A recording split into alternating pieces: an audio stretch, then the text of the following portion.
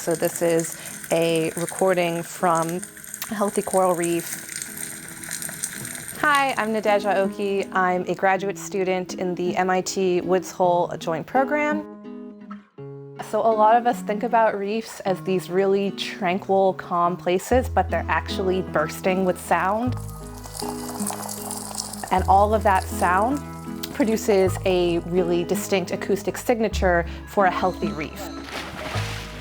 So coral reefs, they provide habitat for close to 1/4 of all marine species, and they support billions of dollars in tourism industries, fisheries, and they provide coastline protection.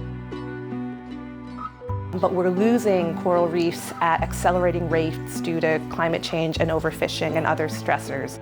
And so in the study, what we were doing is testing if you play healthy coral reef sounds underwater, if that can be used by coral larvae as a cue for settlement.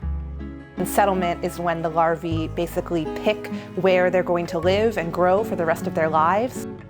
We found that coral larvae will settle in response to replayed reef sounds, and that has added a really exciting new tool for us to potentially put in our pocket and apply towards other restoration studies.